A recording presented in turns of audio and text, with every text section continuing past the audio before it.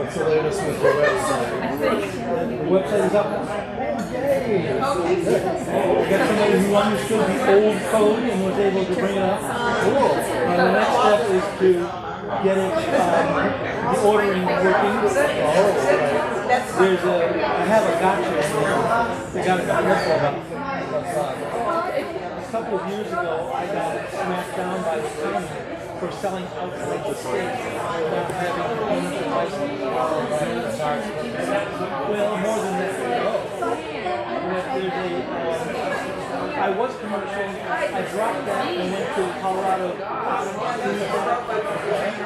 which says you're not allowed to sell outside the state.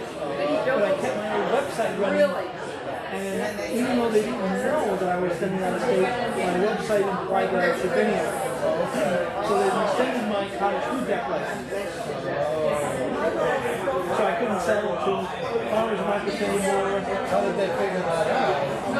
Just because Someone worked on you? Or no, they just made the rash assumption that since I didn't state that in Colorado only, I must be selling everywhere. Well, that's not. So I got to bring up my new ordering site that says right at the top, Colorado Cottage Food Deck member, not sure out of state. It's relatively new, but with the whole pandemic and all the farmers markets got shut down. So all those people that were selling the farmers market and making stuff at home all got shut down. And so they finally said, okay, we're going to open it back up again, but here are the new rules. So do you ever sell a farmer's market?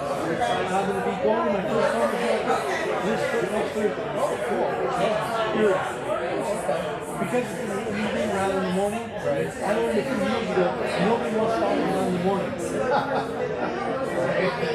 So, and it's like, okay, from 10 to 1, 10 to 2, I sold almost no bottles. Now I've got this new, I've got the little clamshell with 2 pieces in there. And I got, so, and I just landed the whole thing with Erie a couple of days ago. Okay. I've never been to Erie. No. They got really reciprocal rather than anything. Particularly for the incredible. So the doctor was, this kind of thing, I was passing around my business card. When are you going to be here?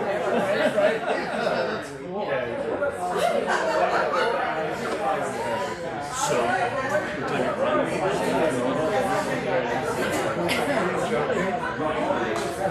I don't. We should. It shouldn't be Jeff. We should. We should have.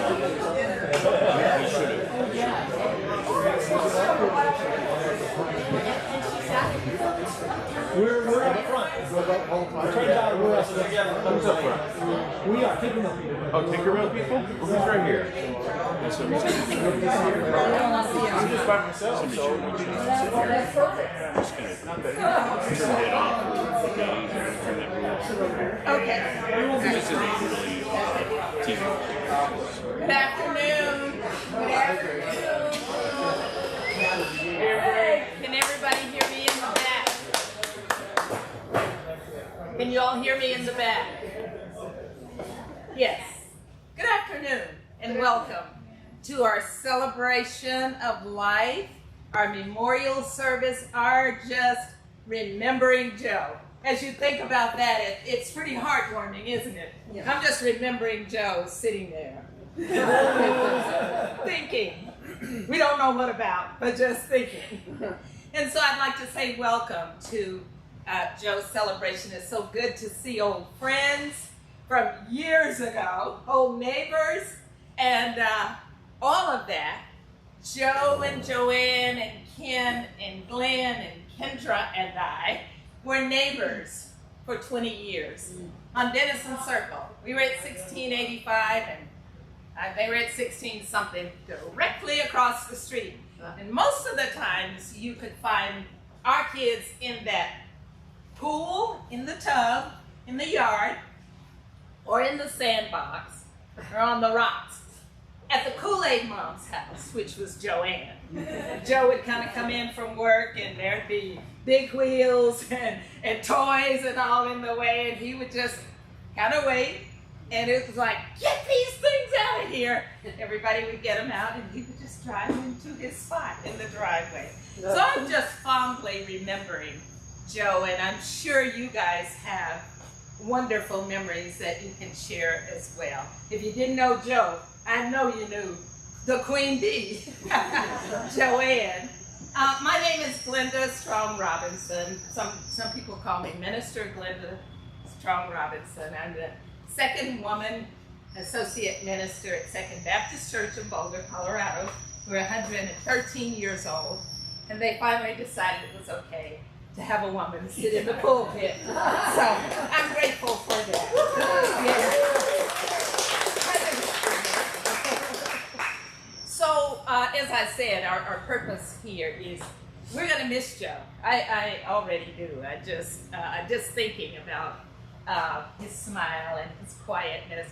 Matter of fact, I saw Jason. I kept looking around and I thought, I haven't seen Jason yet. And I looked over in the corner, kind of posed, kind of like Joe. And there he was, and I nodded. And I thought, that is Jason. Now remember, I knew them as 5- and 6-year-old kids. So now our kids are 40, 41. Kendra, I think, is 46 or 47. Jason's close by. So it's been a long time, but I'm grateful to remember that. I'm going to invite you, anyone who wants to please agree with me in prayer. Does everybody know the Lord's Prayer? Yeah. Most of us know it, right? Okay. So as I say it, if you choose to, you can say it with me, okay? So let's say the Lord's Prayer. Our Father who art in heaven, hallowed be thy name. Thy kingdom come, thy will be done, on earth as it is in heaven. Give us this day our daily bread, and forgive us our debts as we forgive our debtors. And lead us not into temptation, but deliver us from evil. For thine is the kingdom, and the power, and the glory, forever and ever and ever and ever. Amen. Okay, so I shared a bit with you as far as being Joe and Joanne's neighbor. We have hopefully a very reflective little quick program for you. If you know anything about Joe and Joanne, food went along with everything. And so that will be the culmination of today. Good food and good treats, right? So that we will end on that way. Now I want to open it up to give everybody a chance. I understand there were sign-ups for people to come up and say something. And if you just feel in your heart that you have something burning that you want to share with us, we would be excited to hear that. So Tucker is going to show us or give us a slideshow. I was going to climb up on this, but it looked like an obstacle course. And then once I got up there, I would be hidden by the other. And I like to be right down close to the people up close and personal. So I'm going to stay here. Is that okay with everyone? Yeah. Okay. All right. So Tucker is JT. I know y'all call him Justin, but he's JT's son. And how old are you, Tucker? 17? 8? 17. Imagine. I mean, not only do we grow up, JT, but we multiply ourselves. And so, what a handsome lad you are. And thank you for showing us this slideshow.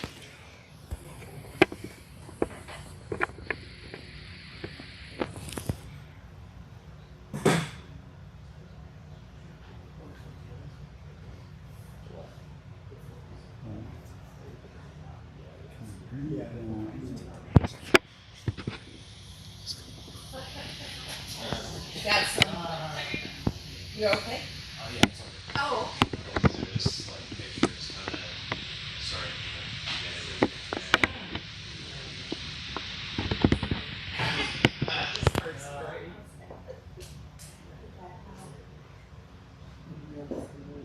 That's all from Joe's baby book, which is sitting over there on the counter. Oh, my goodness. Where was Joe born? He was born in Wilkes-Barre, Pennsylvania, but he grew up in New York. Ah, there's Infamous. He played the accordion. He got engaged. Is that you? Yeah. Wow.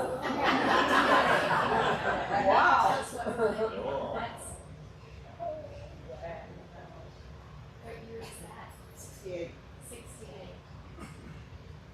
That's me and my college buddies. I love the hair queen. Yeah. That was when we had spring it. Oh, those Boy, the Easter. And then Christmas in New York, obviously.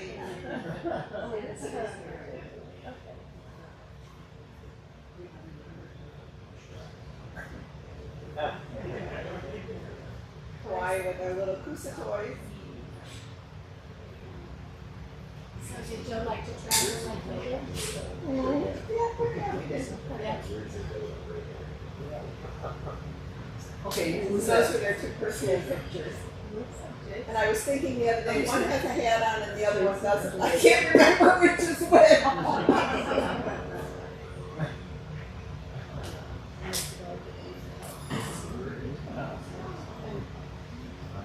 Joe volunteered to drive and chaperone at Mesa Verde for Jason's 7th grade trip, I think, or whatever.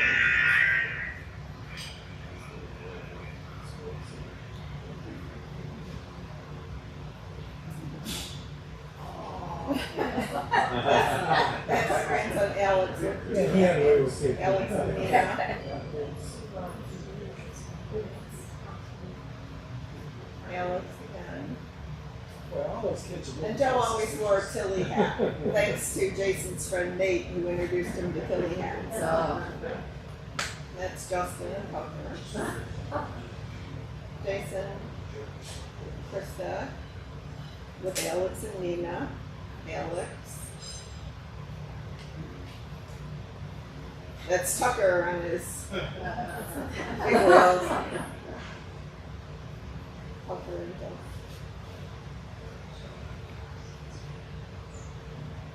That's Nina and Joe. Nina in the snow. Snow baby. The California baby in the snow. And that's Nina. Oh, and that's Tucker and Ella. I said, Tucker, do you know who? He already goes, I never saw my life. oh, That's Nina. That's Tucker by the Golden Gate Bridge. I was just sitting on the edge. Ella. Whoa, they look like they are. That's all of us in California at the beach.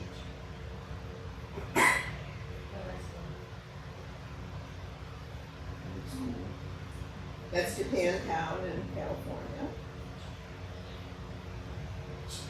That's the beach. And that's Exploratorium in San Francisco, where you can do all kinds of experiments and things. So they played the day away there. So total 5 grades. Fine, yeah. And the redwoods.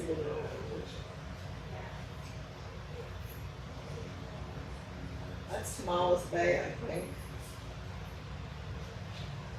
And that's Nina, who has come through about a lymphoma.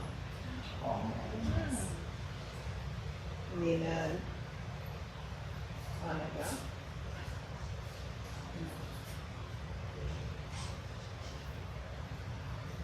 I always ask them to send me pictures, and this is what I got, like Alex in the dentist's office. How am I going to put that on a Christmas card? Are they still in California? No, they're in Australia.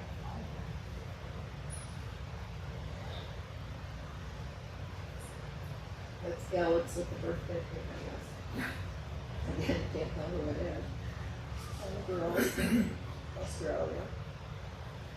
Nina was a millennial baby, so she's going to be 21 this year.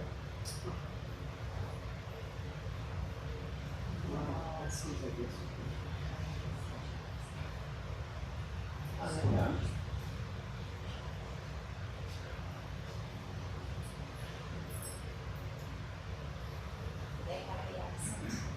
Not now. They've only done this 2 years. And, you know, and their friends are all like, oh, well, oh, this is Joe the popcorn maker. Every Christmas day. And so Joe was always the one that broke up the popcorn and baked the cookies. And the kids are on their boards. I think that's Macintosh Lake. Yeah. Ella's the volleyball person and soccer girl. And Jason likes Legos. I've stepped on more Legos in my lifetime than any parent ought to. That's Tucker minus his head. I don't know what happened. But, you know, they still humor me and dye eggs. And, Cook banana bread. yeah, cook banana bread and dye eggs. And, that's basically, Jason did this. Ooh. That's just art. And these are Ella and Janelle and her sister and a wedding they went to. Christmas cards. Always used to be in a Christmas card out. It's Christmas and presents and swimming, triathlon. They did a triathlon 1 year. You don't realize how many millions of pictures you have until you have to start going through it. Yeah.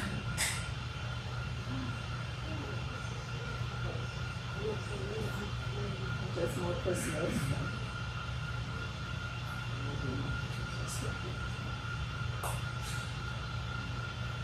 Don't know if I'm really happy with that shirt or not. It's like that. Yeah. Okay.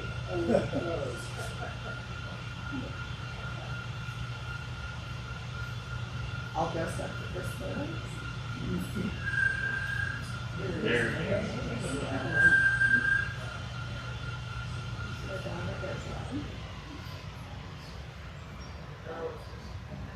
It was Ella and her soccer group. Annika and her friend, after she was done with her chemo. As you can see, she has a little tiara because she doesn't have any hair. Tucker and kids, the triathlon kids,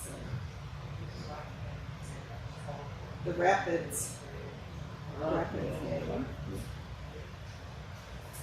I don't know what that one is.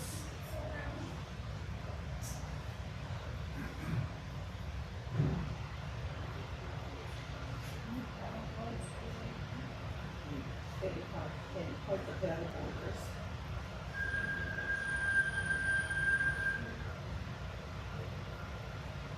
Their moment of stardom with the Rapids player. I don't know where this one is from. Oh, probably Oregon when they went. No, they walked all the way for donuts and the store was closed. This was a wedding. Janelle's nephew got married and all dressed up and ready for the wedding. The beach house at the wedding. Daughter and dad in the surf. Tucker still has his dimples since the day he was born. Ella with her medals. Halloween, I think. More Halloween. Oh, yeah.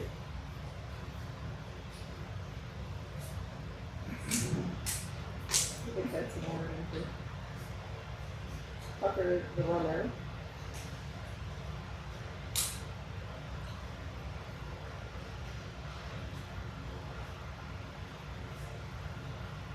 Good goal, Ella.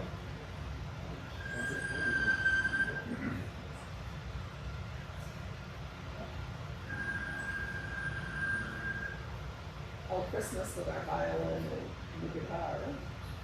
Oh, these are friends of ours from New York that celebrated their 50th anniversary, and we gave them a bottle of Don Perignon or whatever, so they shared it with their family. Oh, pigs in the blankets, in case you call them. Cookies that we make every year. Now I'm hungry. Grandma can still ice skate. Nice. Cirque du Soleil. This is here at the Tinker Mill. We took a class on how to make Ukrainian Easter eggs. Wow. And this is Tucker. Neither of us, when we were doing the slideshow, could figure out what that was from, but Justin and now. These are, what do they call it when the kids do all that tinker toys, their tinker stuff or whatever. So. What else do I look for the kids? I think that was an Oregon too, I remember. I think we saw this one. First day of school, of course, along the way. Oh, this is when Justin and Danelle won for a Halloween costume. They were, what was it? Price is Right. Price is Right or something. Yeah.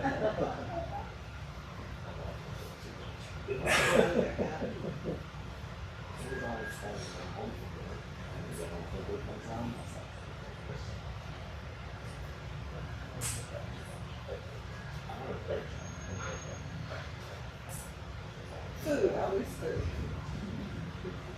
Christmas. Which dog was that? Bailey? Yeah.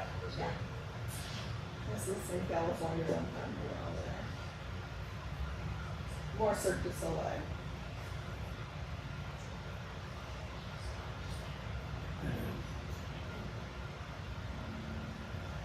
Ah, we can skate at Roosevelt Park too. Nice.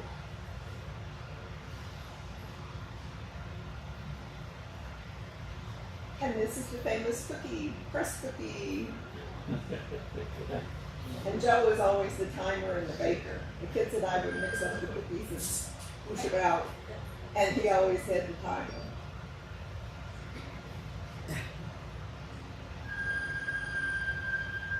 I don't know what this one's in there for. Ella's new coat. Oh, they can both cook.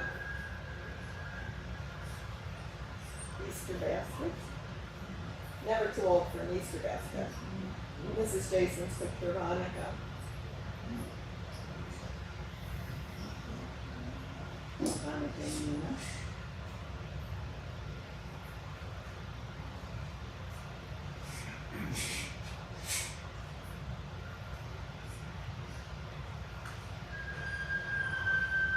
Here's graduation. This one's a little different in Australia. Was it?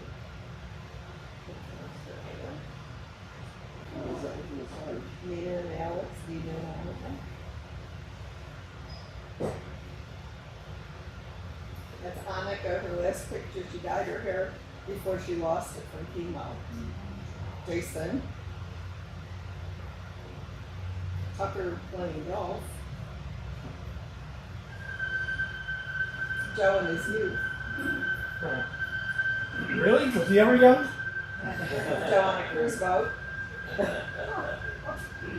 With his Tilly hat. Oh, this is when we were in the Gulf of Mexico and got hit by another cruise. Well, we got hit by a grain boat. And it knocked a hole in the side of the ship. Just a little adventure. I hear that story. Yeah. Life was not always dull. Down in Junior, I think we were in Las Vegas. Oh, Joe at the beach. Joe and I at the beach.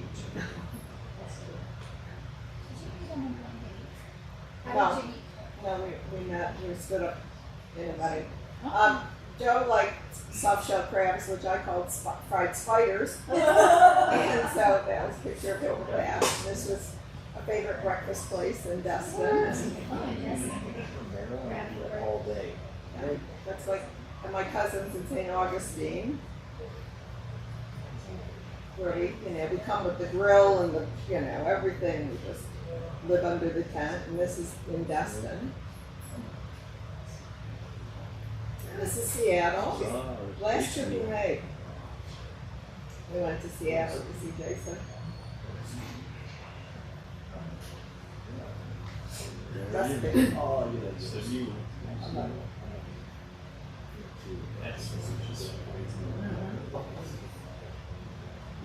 Oh, yeah.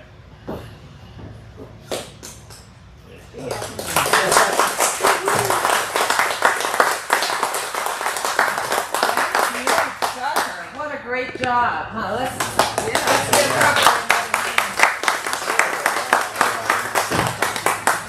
her a big time.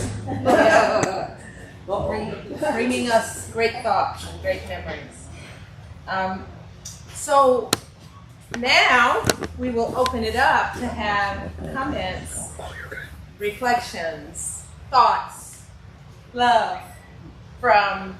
We'll start with the family, if that's okay. Okay, JT. Beat me. JT. Woo, woo, woo. Come on down. Come on down. Yes.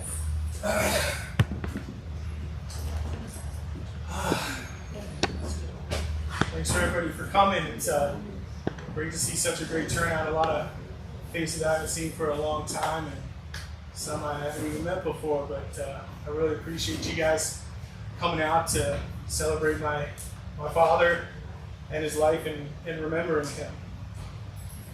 I can't think of a better place to hold this celebration than at my father's second home, the Tinker Mill. He loved this place. There's all his favorite things under one roof. My father loved to learn. He loved it so much that even in his last moments, the doctor said they were talking to him and he was lucid and telling him what was going on, the procedures that they were going to do, and he was like, I'm going to have to research that. I'm going to have to look into that and see if that's okay. In all of his learning, he also liked to experiment and put it into action and create. And that's why he loved the Tinker Mill, because it afforded him all these things. My dad loved he was a very patient and understanding man, and always there to support and help in any way that he could. Be it from school projects to sporting events to everything in between. Major life events, he was always there. With a few words of advice and a little bit of encouragement when he needed it. He was there. Not only that, my dad was a pretty cool guy.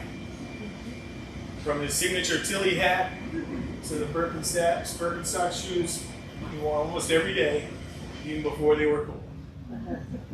I always remember one time my brother and I and my dad were watching TV in the late 80s, and a commercial came on and it just ended with a man ripping a beer can in half. And it just so happened that my dad had a beer can in his hand, and he looked and he said, I wonder if I can do that. And just next thing you know, he ripped it right in half. Floored me and my brother. My jaw hit the floor. And that's when I realized my dad was a pretty cool guy. Joe cool. Some of my father's favorite things to do, he enjoyed humor just like everybody else. But some of his favorite things to do, he liked to talk about that he did with his friends from IBM back in the day. He and his friends would send encrypted emails to each other. And he'd always joke that one day the government would come knocking on the door and take him away. Someday they'd take him away. Well, that never happened. However, every time he flew, or just about every time he flew, he got pulled over to the TSA pat down. So often so, we'd always ask him next time he flew, did he get patted down? There's many times my mom flew with him, and then he even took my daughter and son to meet their cousins in San Francisco, and they were going through, and my kids are like, where's Grandpa? Grandma's like, Oh, he's probably a TSA pat down here. You know, come on, let's go and make it to the gate. We'll get there. And if he doesn't, it's his fault. I think my father's favorite part about that was right before they patted him down. He'd go, stop, hang on. I need you to change those gloves for me, please. I don't know where those have been. Can you please change those gloves? Anyway, and then,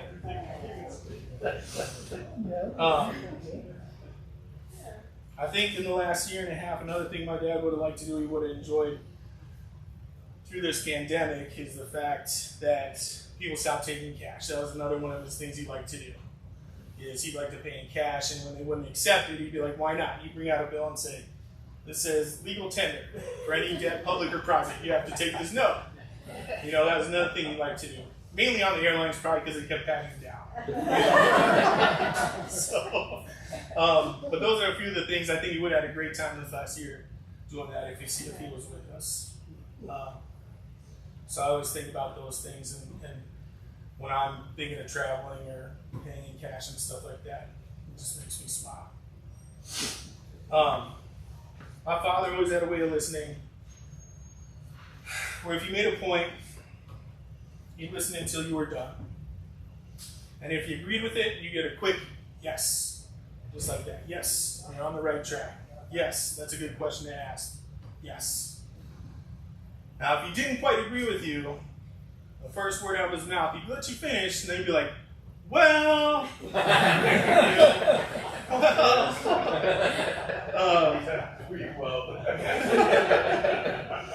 then follow up with this point.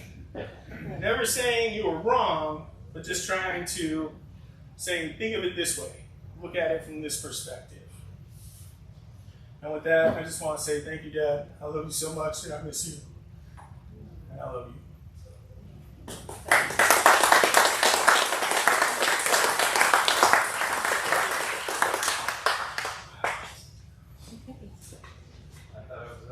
Only one that got love.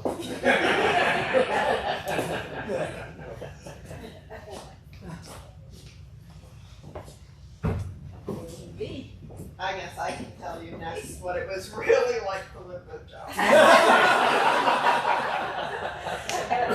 We can't see you. Can't see you. Okay, so Joe was born on October 23rd, 1944 in Wilkesboro, Pennsylvania. His father was in Africa in World War II when he was born and didn't know for 2 days that he'd even arrived, which we heard about all the time. And his dad did not come back from the war until Joe was almost 2. And so here's Dad, and it's like this little kid's going, you telling me this is who? But that was another favorite story. And he had a brother, Michael, that was 5 years younger, who he lost when Michael was only 48. He had the honor of walking his niece Susie down the aisle when she married. Wasn't going to do that. Joe was deeply rooted in his Lithuanian heritage, which, you know, it was always like, you know, people would say, oh, are you Greek? And he'd go, no, like, whoa, kind of thing or whatever. And the song Tradition from Fiddler on the Roof fits into a T. I mean, he just was like, tradition, you know. And we're like, okay. I mean, we still have Christmas Eve supper and all that kind of stuff, whatever. So and that's why Justin's middle name is Tavia. He grew up in Binghamton, New York, graduated from Susquehanna Valley High School, and lettered in, you know, sports and stuff like this, but, you know, decided early on his knees couldn't handle anything, you know. Plus he was bow-legged, and, you know, he would have been 6 feet tall if they were straight, but besides that.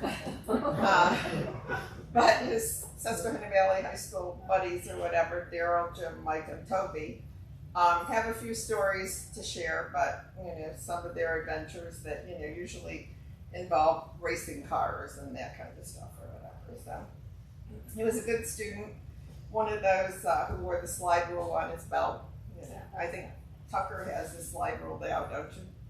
Yeah. Not that we know how to use it, but we have it. And So it's like around his belt, and he went off to study engineering at the University of Scranton, with which University of Scranton is a Jesuit school. And so he always told the story of, early summer or whatever, they were on the 3rd floor in this building, and they had taken off their jackets because you had to wear jackets and stuff for Jesuit school. And the friar came in and said, "You have 1 minute to put your jackets on, because if I can survive in these robes, you can live in that jacket for 1 hour." So they quickly put on their jackets, and away they went. But it suited him well for IBM when he had to wear the jacket all the time. So he graduated and got a job with IBM WeGo Federal Systems. He spent his entire career with IBM. And, did a few little things afterwards or whatever with friends, with startups and that kind of thing, but some consulting. But pretty much he was, the old IBM guy. And we met at a friend's wedding. A friend of his from college married a friend of mine. And it was not an instant connection, let me tell you. It was like, took a whole summer for him, calling like, "Oh, no, yeah, I really don't think so." But, 4 years later, we got married on August 10th, 1968. Big Polish wedding, you can see it there in the wedding album, which you have a huge wedding album when your aunt's uncle is a photographer and spends the whole day with you.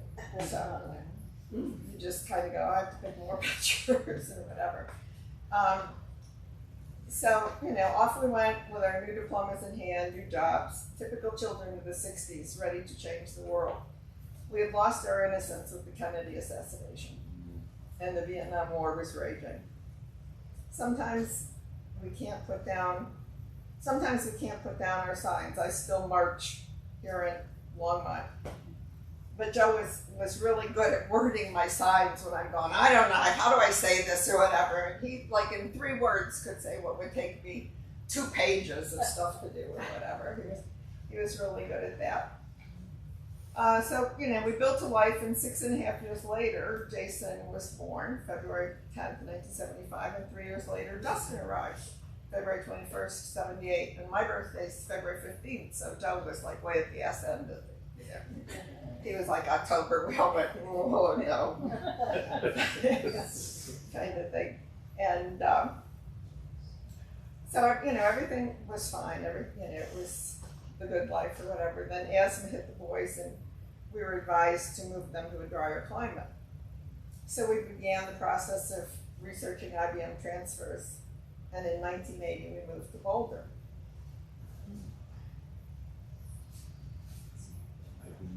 So here were 2 born and bred Easterners coming to Colorado in the 80s going, "Huh? What? You have a gun in the back of your car?" I don't think so.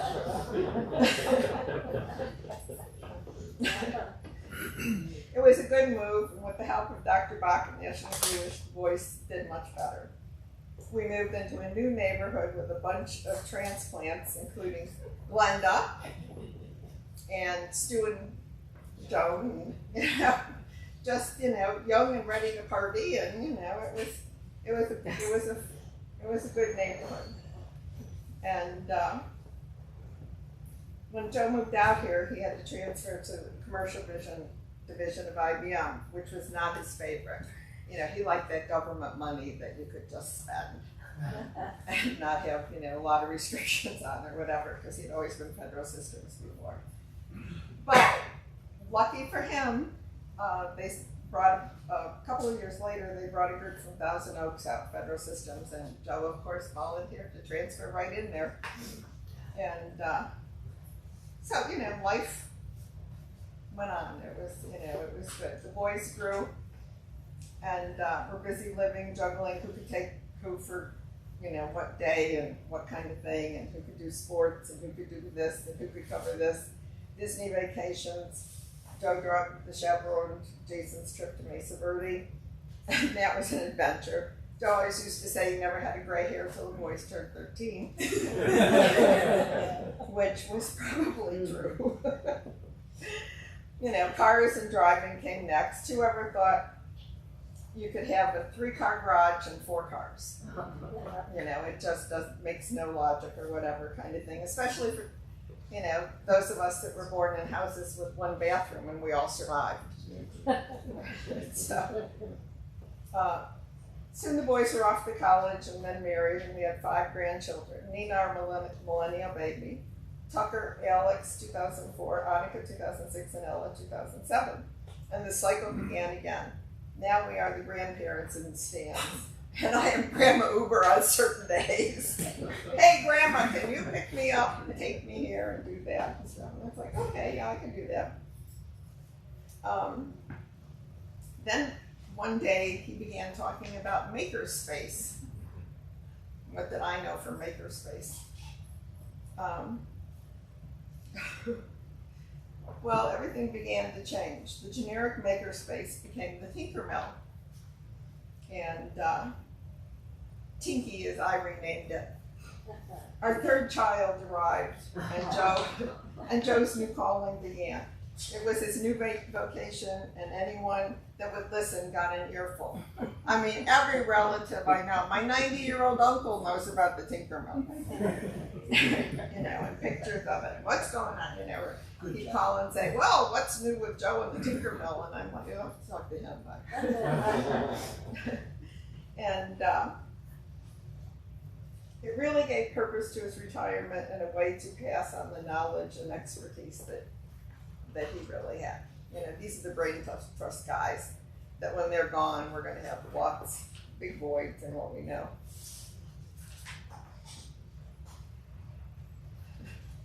Now, so I had to stop and think about some funny things about Joe that, you know, maybe a lot of people don't know. He played the accordion, as you saw in the slide. I only saw him do it twice. But luckily, his accordion has gone on to another life or whatever. There's an accordion man in Longmont, which, who knew? A few people know, like me. And he agreed to take it and fix it up and pass it on to a young student that, you know, could use it or whatever. So I said, good thing. I wear a CPAP machine while sleeping. And one morning I woke up to find Joe wearing a ski cap in bed. And I was like, okay, what's going on, you know? And he proceeded to tell me that the exhaust air was hitting him on his bald spot in the back of his head. And, you know, he couldn't possibly tolerate that anymore. So, you know, from then on, I was like sleeping with Wee Willie Winky. On vacation one time, early on or whatever, he lost his glasses to the Atlantic Ocean. And, you know, just wave came and got him or whatever. Well, after that vacation, he always had, you know, the little floaties on his things and a spare pair of glasses or whatever. And his nickname was Boo. My mother gave it to him. We all had nicknames in my family or whatever. And I'm the Queen, and which most people that I know. And so we, you know, became Queen and Boo. Everybody was like, oh, what are Queen and Boo doing? What are you doing? So we're like, okay, you know, it's just fine.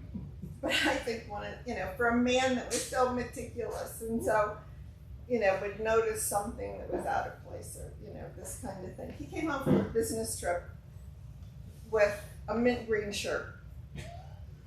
I mean, he was IBMer, French cuffs, white shirts, you know, and he's unpacking his laundry and I'm going, what's the green shirt? And he's going, oh, what are you talking about? I said, well, there's a mint green shirt there. Well, somehow the laundry had mixed up a shirt, but did Joe notice that? No, he just came up and came home with the mint green penny shirt instead of his Oscar de la Renta, which, you know, was okay. You know, you just get used to these things and go, all right, we'll be fine. He had projects that worked on the space shuttle and the space station. He did not like helicopters. He'd have to go down to Sikorsky and he'd go, oh my God, they're so noisy, I can't stand it. Or what, but he was a federal systems guy all the way or whatever. Whatever they wanted, they delivered, you know, kind of thing. And I could not go travel with Joe on an airplane without, as you walked through the doorway, he didn't go, "This plane was built in 1972, do you know that? It's 47 years." I'm going like, really, I didn't need to know that. But, you know, he's going, "Oh, it's right here on the door." He's like, okay, that's fine. You ruined my trip now. I'll be hanging on like this all day, but not worry. And you could not drive a long trip without him having his laptop or his tablet and his mapping software. My GPS wasn't good enough. No, he had his mapping software. "Oh, let me look. I don't think this is right." But he didn't really, you know, until you went, "Cut it, Lou, cut it." Enough already. Enough chatty Cathy or whatever. But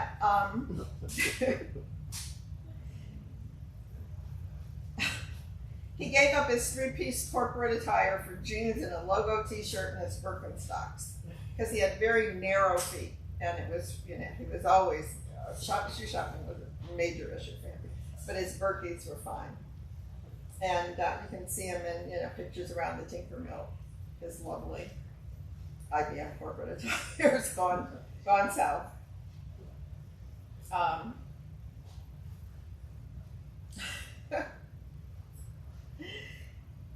And you know, the favorite thing I would do is he would just be going on and on and on, and I'd go, "Chatty Cathy."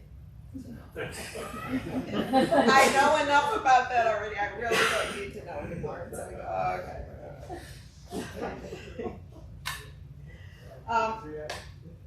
Life goes on, perhaps not as we expect, but it moves forward. 51 years is a long time. Some days are a breeze and others are really difficult. But that's life. I must say what I miss most and still find myself thinking, is that if I hear something interesting or I read something interesting, I think, "Oh, I have to tell Boo that." And it's like, there is no Boo. So I go, "Hey, Boo, this is what's going on." Right. And somehow that makes it better. And when I was cleaning out his lair in the basement, which went to, thankfully, to Tinker Mill or whatever, I was going, "I told you to clean out all this junk." But, you know, it didn't happen.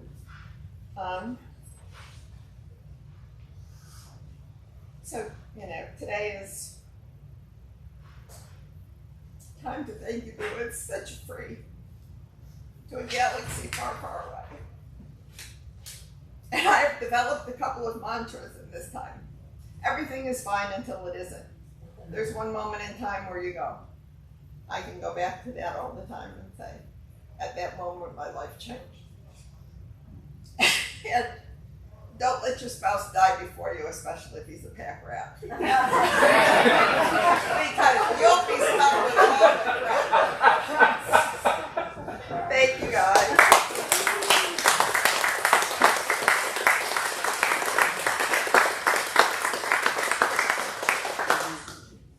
Thank you, Joanne. That was heartwarming. Queen and Boo. Yes. Are there friends who would like to share something? Stuart! That neighborhood was magic, I tell you. Another Denison Circle resident.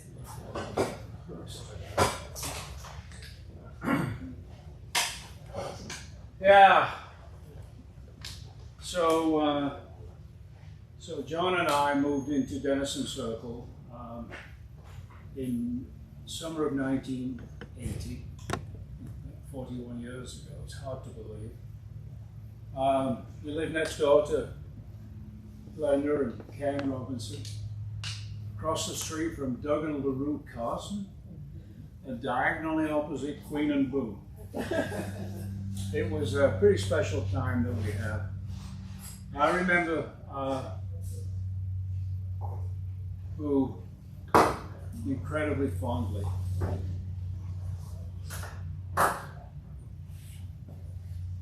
He always had a glint in his eye and a little chuckle when he spoke to you. He was just a warm person. It was back in the days of early PCs, and it was before we had online support. And so Joe was the technical support for the neighborhood. Back in the days of floppy drives, 5 1/4 drives. And Joe would say, "Yeah, there's something wrong here." I said, I'll call Joe. Joe will fix it. Dr. Doss, I used to call him. And I noticed when I walked in today, there was some Irish whiskey on the bar. Joe's favorite drink in those days was Irish whiskey, particularly Bushmills, and very specifically Black Bush. And that's what I have in my hand today. I'm drinking to Joe. Cheers.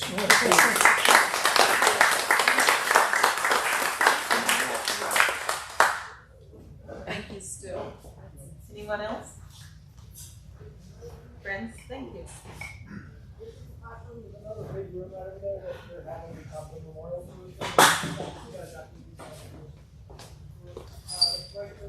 So I'm Clint. I met Joe in two parts of my life. One, I was teaching object-oriented programming at a college, and just after he graduated from IBM, right? So he showed up, and the second day after the lecture finished, he said, "This is kind of like electronics," because he hadn't taken object-oriented programming before. So this is kind of like electronics, and he just made this analogy. "Oh, that's a resistor, that's a capacitor, it has properties, it could do this," but he did that Joe thing, and it was super fun. So he started talking, and you know how Joe would start talking, and then it would still be talking. And I rode a bike to work, so it was dark then. And I said, "Joe, I gotta go because I'm gonna have to find a bus now." Because I didn't have the light. He said, "Oh, I'll take you home. You're in Longmont, right?" So he drove me home. So it became a routine that he would drive me home. And the routine was that depending on his story, we'd go different speeds. So if he had a really good story, we'd be going like 30 in a 65.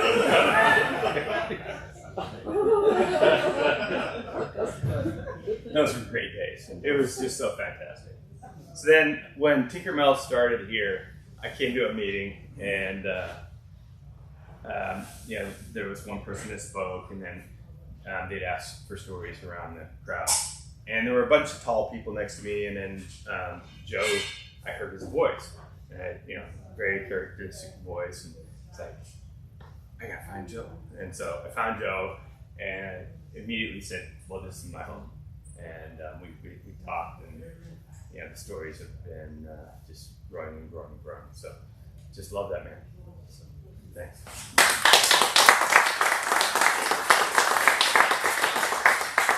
Thank you so much. How apropos that we're at Tinkermill. Joe was a tinkerer. Yes. Tinkermillion. Yeah, okay, Tinkermillion. Yes, I do remember that about him. He always was tinkering with something. So I'm glad he found his home right here. Anyone else? Any more friends?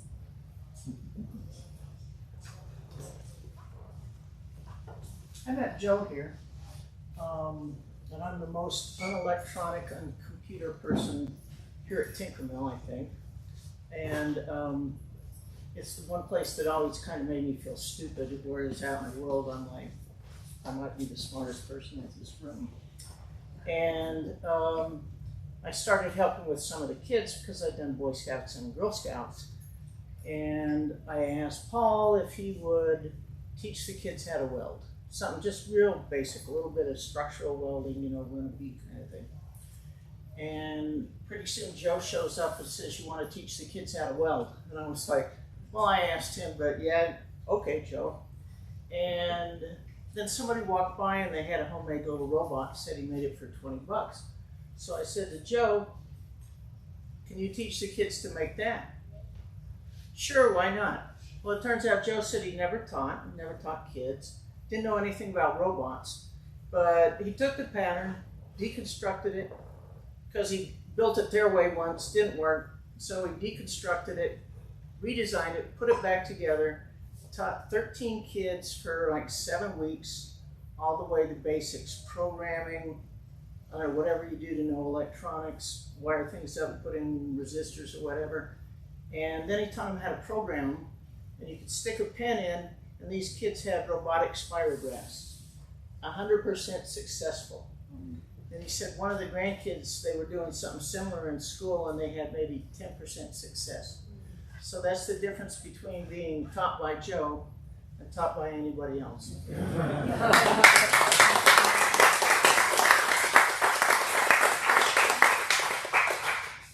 Thank you. Anyone else? Oh, thank I'll you. volunteer, why not? So I met Joe at Tinkerbell as well. I can always remember coming in the front door, and there's Joe, right behind the monitor. He was always here. He was always willing to help anybody. And I think if you look at the board here, he was well loved. He's always going to be missed. I always think that you always tell how people have lived their life by how much they smile. And Joe, I never saw him do anything but smile. So that's my story.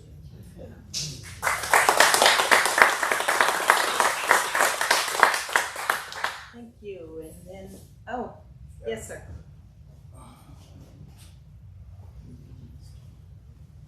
It's great to be here and celebrate Joe's life. I met Joe about 2018, beginning of 2018. And I'd always wanted to pick up some electronic skills, but I'd never really found a good venue for that. And I had a couple projects I wanted to do and was pretty clueless on how to do that. And so I asked Joe, it's like Jeff said, you'd walk in the front door and the first thing you'd see is Joe's head peeking over the monitor. And he had a white glow to him, his shocking white hair, and the way the light would always hit him. I actually took a good picture of him by the monitor. But, what I loved about Joe is you could ask the same question twice, and he wouldn't lose his patience. You could even ask the same question 3 times, and he wouldn't lose his patience. And usually by the 3rd time, I get it. But he was very patient, and he was very generous with his knowledge, and I feel fortunate that we just shot the breeze a lot. I heard a lot about his childhood in Pennsylvania and the farm in the summertime.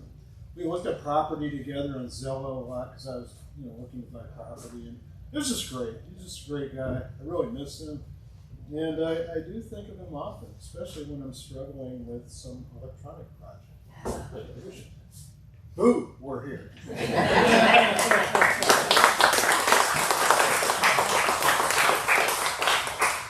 Thank you. If there's no one else, is Donald? Oh, you'd like to? Yes. And then followed by Donald. Donald! Okay. So I got a story about Joe. JT mentioned about how he loved TSA. So I just remember the story when he said that. So, we were tinkering with these little robots once, and we were making battery packs. I think it was coming off of my robot, and it looked like this big mess of wires, and it looks like a ball, right? So when I pulled out, and Joe's sitting next to me, and I go, man, I would not want to take this through TSA. And Joe was like, I don't see anything wrong with that. And I was like, would you take this through TSA? And he's like, yeah. And now we know why, because just mess with them, just carry this bomb thing right next to us, just like, oh, this is a battery, dude. But I know Joe loved his kids, his grandkids. I think it was always like around 2 o'clock, 3 o'clock. He would always he'd drop, I think, the little middle robot there. He would put a little post-it note there and say, I've gone and I'll be back at a certain time. And sometimes he'd tell us where he went, but I think he was, who were the kids had the soccer game? I think it was soccer. Yeah. Lots of stuff. So he would always go and watch his grandkids play soccer. So so I'll miss Joe. Tinkerbell won't be the same without him. But I think he would like us. Think of it. He would like us to know that we would keep his memory going on and always be helpful like he was. So whenever someone comes in, have the patience no matter how crazy their idea is. But and then maybe we'll do a little bit more. Well.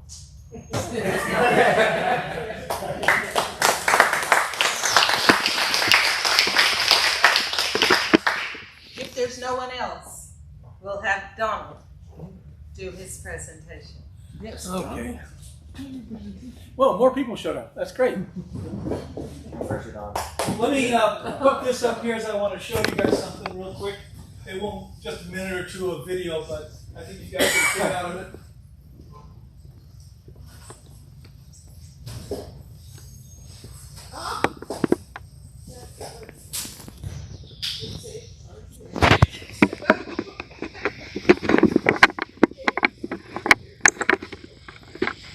Now, one thing that everyone's mentioned here about Joe's coming to his new home, well, I can tell you honestly, these are his children. He worked with many different people on building these things, and he worked on particularly on his own, the little one on the end there. That was his idea of a juvenile or a young person's project, where he built actually 5 of these and sent them to Wyoming. Somebody's son here was teaching a class up there, and he built these things and sent them up to Wyoming. But he kept one here, and he just did this whole thing, an incredibly detailed write-up. Even if you knew nothing, you're 8 years old, but you can read, you can build one of these. And that was his goal, to make that happen. I'll take that.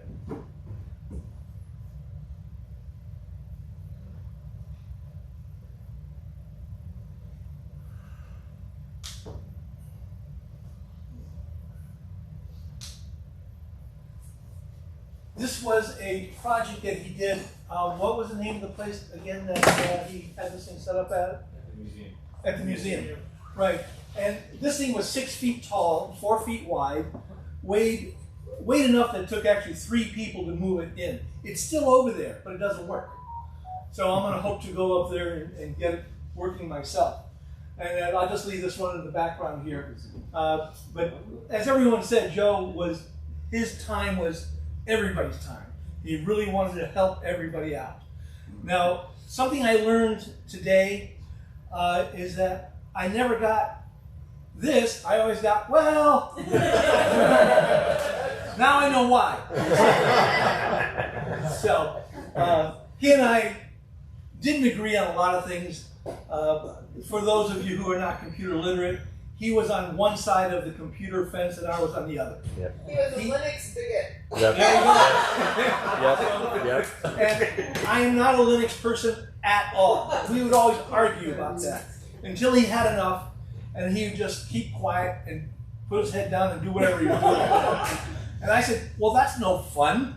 We got to have a good. He's got to convince me. Well, he decided I didn't needed to be convinced anymore. So he would always tell me, "Oh, if you go to Linux, it would be so much easier, and the world functions on Windows." How to do this? Exactly. Right. So today I have taken over his position as the electronic shop captain. So in other words, I have some very large shoes to fill. And with what all you have said here, I hope I can take on some of those attributes that he had. He was really patient to me. I've been doing electronics for 40 years myself, and he was doing it long before I was, obviously, but we had a lot in common, a lot of camaraderie going there. So it was really a great thing for me. Last year when we shut down, nothing was happening here, and nobody took over his position in the electronics shop. Richard here took a stab at it, and then, but he lives way down south, so it was difficult for him to come up here. And I said, in January, I'll take it over. So I'm hopefully going to start some new classes. I hope to take that little robot here and make a class out of it here at Tinkermill. and do a branded little robot on there for him to show off. This thing, I'm told, he worked on this thing hundreds of hours to get it working. And it was one of those great, yep. With Clark. With Clark, that's right. Oh. And so the two of them there, it started in your garage, Clark? Yeah. Yeah, okay. And then it got moved over to the museum, and he got it working over there, and they couldn't quite figure out what he did with it. So it stopped working, and it never got rebuilt. So maybe we can get a team over there to figure out how to do that again as well. So he was always involved with things around Tinkermill. And as mentioned, he was kind of a quiet guy for the most part, until you got him started, of course. But one day we were doing tours, as we do here every Sunday we have since the beginning. And two of us were doing tours, and Joe was out there in the front conference room and said, I'll do a tour. And he walked everybody through kind of monotonically, just showing off everybody what he's done, what the place was about. And then he started telling stories about what people do here, what people do there. We used to have a rocket hanging from our main room in the other room, and he would talk about rockets. And sometimes you'd have to pull and say, maybe you should move on to the next space. Nobody needs to know that much about rockets. So, but he enjoyed doing it. You can just tell that he really wanted to get people interested and excited about what we do here. And I started about the same time he did, 5 or 6 years ago. And we would always miss each other because, day jobs and things like that. And then I got to work from home and things like that for a variety of reasons. And we got to know each other a little better, more and more along the way. But his big thing was, besides being Linux bigot, he loved playing with software. He was meticulous. Mm-hmm. He helped build these things, and then this monster here too, and he was meticulous about getting it right. He didn't even want to show it off until he got it right, which sometimes was great, but other times schedules were completely blown because of that. And because it wasn't paid for, the schedule was irrelevant as far as he was concerned. But when you're trying to do something, get something, in the front of people to see, the schedule is a bad thing as far as he was concerned. But we tried to keep him going and keep moving in the direction where he was always helping out, and he enjoyed doing it. He was also teaching classes in the school down here, as mentioned earlier, on robotics. And I'm surprised to hear that he did not know robotics very well, because he really grabbed hold of it and was really part of it. And as I say, these were his children, and then he was here all the time, either working on one of these or working on yet some other project, some other robotic project. Or someone else's project. Or someone else's project. That's right. Yeah. So, but he was always fun to be around. He was always exciting, from the geek point of view. A third of the people in this room are from Tinkermill, so we all know him from here. Didn't know he had a life. Initially when I met him, I thought he was, some single guy, family moved on, wife passed away, and he just hung around here because he didn't have anywhere else to go. Well, I come to find out, his wife said, no, I kicked him out. Oh, I get it. My girlfriend calls herself a Tinkermill widow, so I appreciate what that means. So Joe and I had a lot in common, as I mentioned, and that we're going to miss him here because it's always this. Joe is going to be lingering here for a long time. Thank you.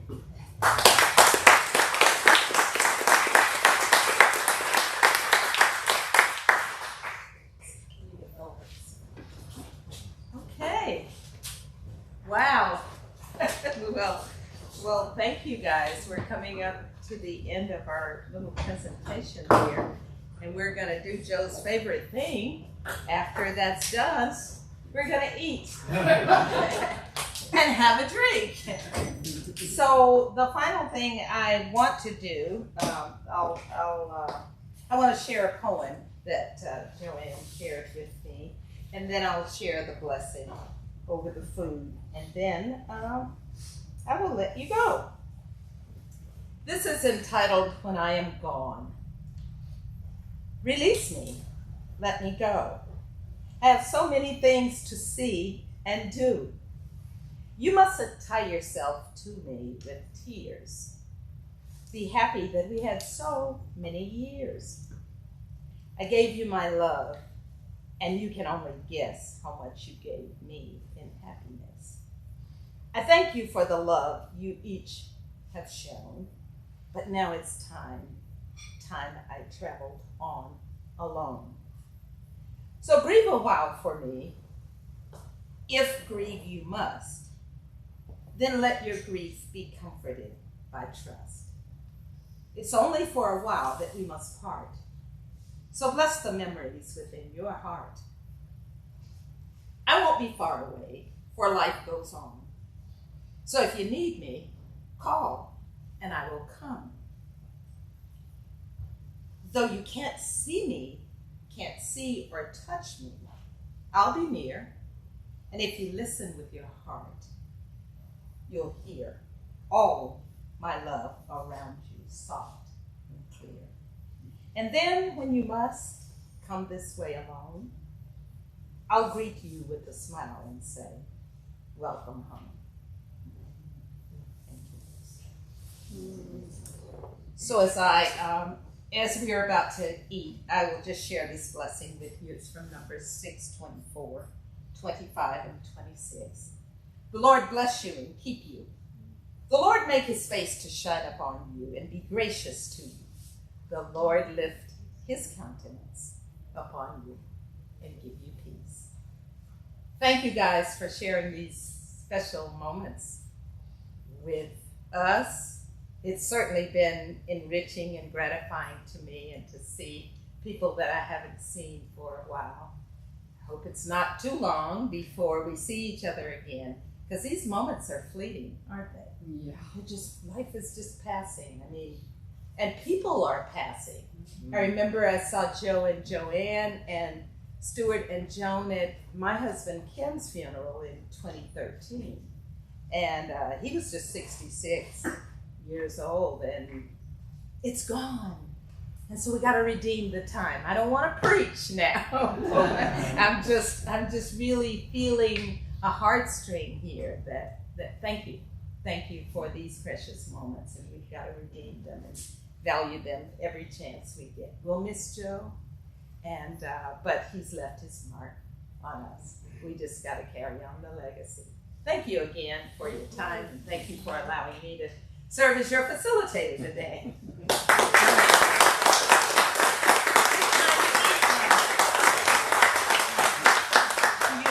Order that you want them to. Do you want people to go in any particular order? No, I